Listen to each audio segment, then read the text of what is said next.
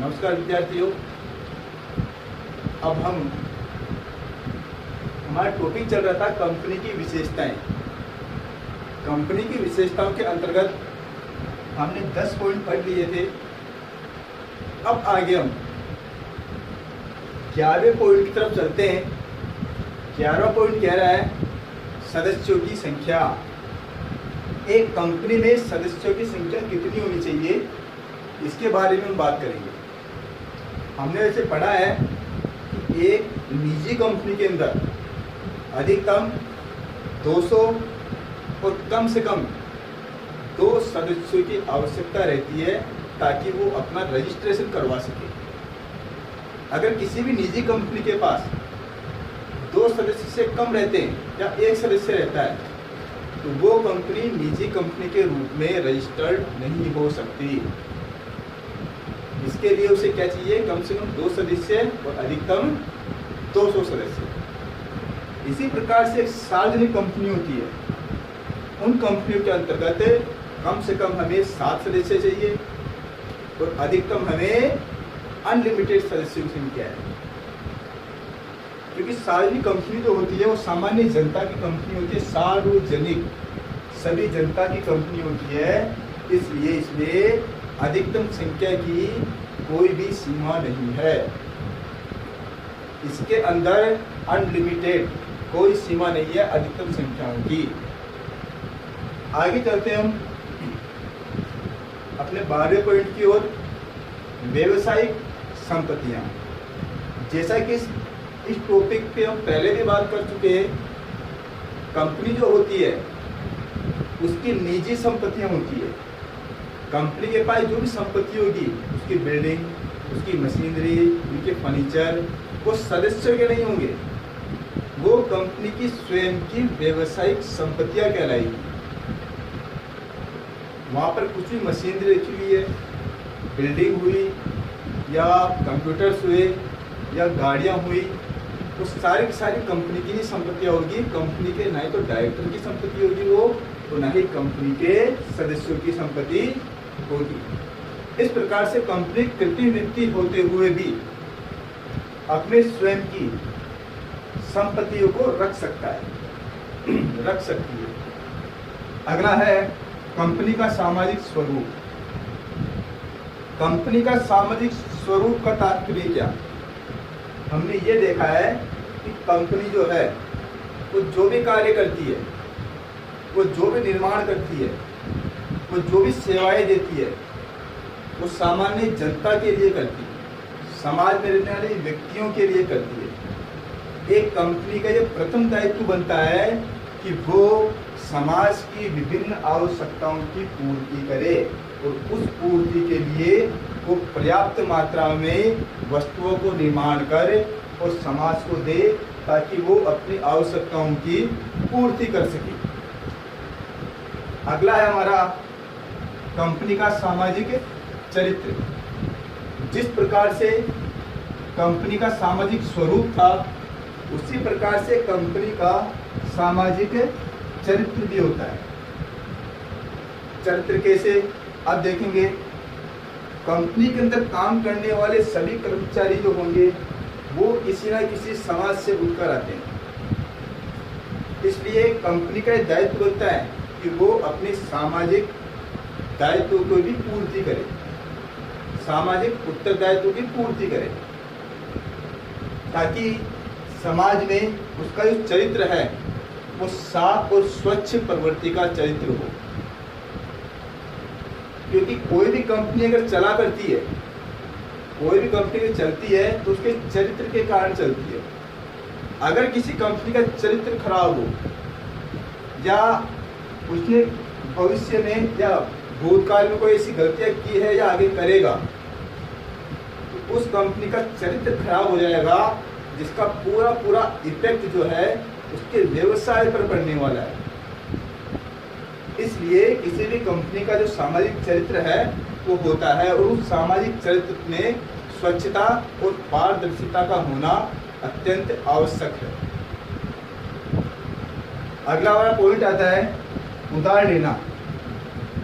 कोई भी कंपनी अपने वित्त की कमी को पूरा करने के लिए अगर कंपनी को कोई बड़ा प्रोजेक्ट मिलता है या बड़े लेवल पे निर्माण करती है, तो वह कंपनी एक कृत्रिम व्यक्ति होने के नाते, विधान द्वारा निर्मित होने के नाते, वो किसी भी व्यक्ति से, संस्था से, बैंक से लोन ले सकती है ताकि वो अपने लक्ष्य की पूर्ति कर सके।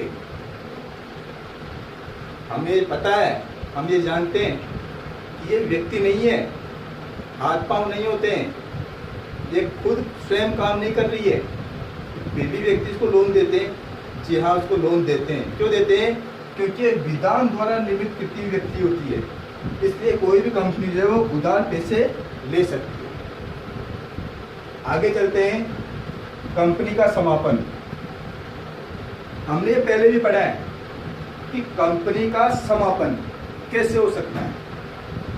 देखेंगे एक बार, हमने ये पढ़ा है कि कंपनी का स्थायी अस्तित्व होता है, इसलिए पूरे सदस्यों की मृत्यु हो जाती है तो भी कंपनी समाप्त नहीं हो पाती है।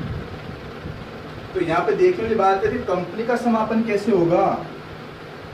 तो मैं आपको बता दूं, कंपनी अधिनियम 2013 के अंतर्गत जिस प्रकार से कंपनी का निर्माण किया जाता है, वैसे ही कंपनी के समापन की एक निश्चित प्रक्रिया है।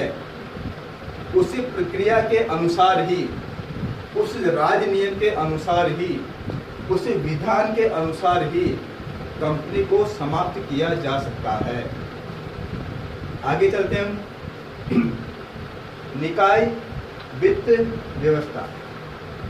निकाय वित्त व्यवस्था का मतलब यह है कि कंपनी जब शुरू होती है तो वित्त की व्यवस्था कहाँ से करें।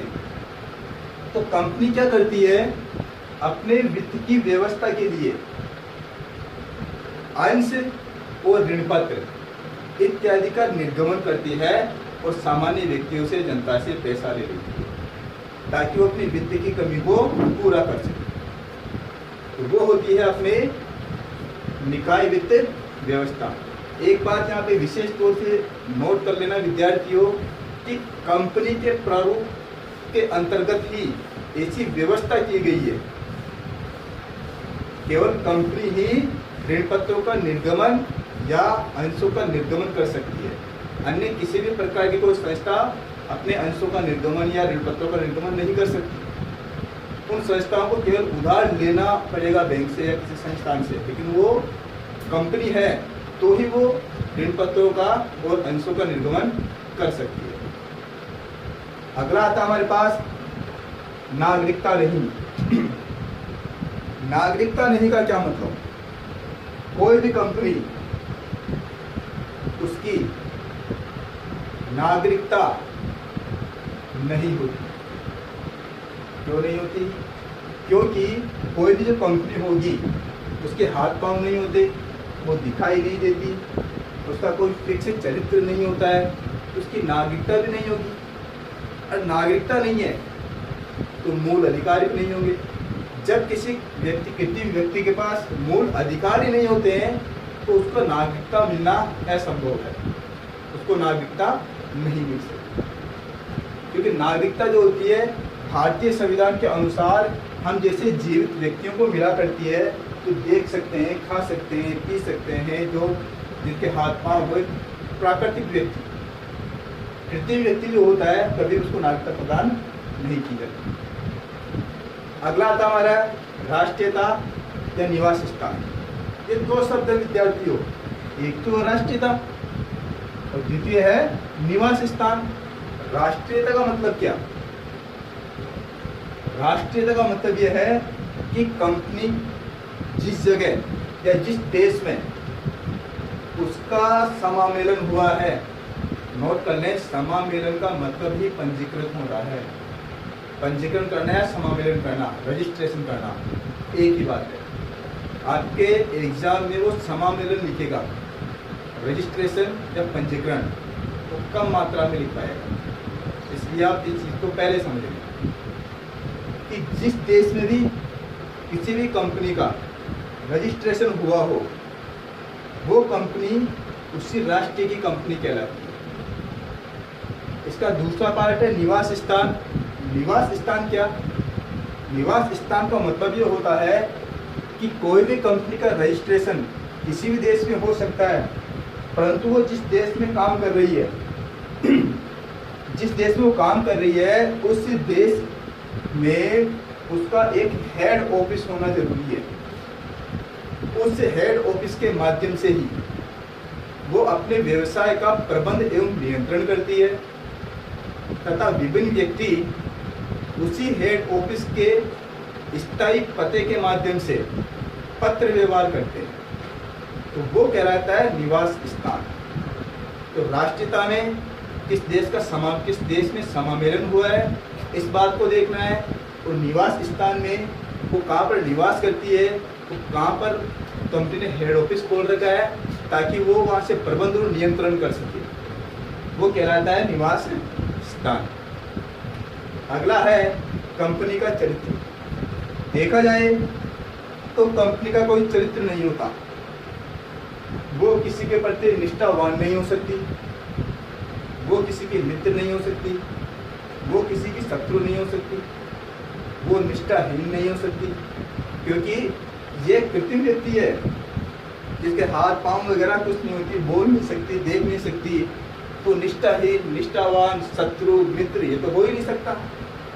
परंतु कोई कंपनी अगर दुष्प्रवृत्ति की हो जाती है, गलत कार्य करने लग जाती है, शत्रु देश से मिल जाती है, तो वहाँ पर कंपनी जो है वो शत्रु चरित्र की हो जाती है। अर्थात वो कंपनी का चरित्र तो होगा वो शत्रु की प्रवृत्ति का हो जाता है। सामान्य रूप से कोई चरित्र नहीं होता, लेकिन वो शत्रु प्रकृति की हो जाती है, तो शत्रु कंपनी ही कहलाने लगती है, जो देश के लिए अहित सोचता हो। ऐसी कंपनी शत्रु के लिए क्या कहलाएगी? वो शत्रु चरित्र कंपनी कहलाएगी। आगे चलते हैं। अविच्छिन्न उत्तराधिकार। अविच्छिन्न उत्तराधिकार क्या? अविच्छिन्न उत्तराधिकार मतलब यह है कि कंपनी का जो अधिकार, उसका जो अस्तित्व है वो स्थायी रहता है, चाहे कंपनी में सदस्य आए या चले जाएं, या अंशों का हस्तांतरण कर दें, या डायरेक्टर की मृत्यु हो जाए या डायरेक्टर नए आ जाएं, तो क्या नए डायरेक्टर आ जाएंगे, पुराने चले जाएंगे, कंपनी खत्म हो जाएगी? नहीं, कंपनी अपनी जगह स्थिर रहती है, स्थायी रहती है।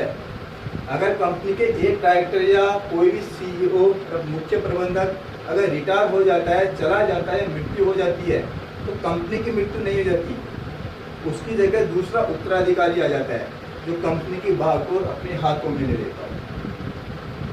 तो वो क्या हो जाता है? अविच्छिन्न उत्तराधिकार कहलाता है। आज जो हमने पढ़ा है वो कंपनी की विशेषताओं का दूसरा पार्ट है। हमने इससे पहले कंपनी की विशेषताओं का पहला पार्ट जो है पहले अपलोड कर दिया है। अब आप इसके बारे में आप पूर्ण पढ़ चुके हैं, तो कंपनी की विशेषताएं अब समाप्त हो चुकी है। धन्यवाद।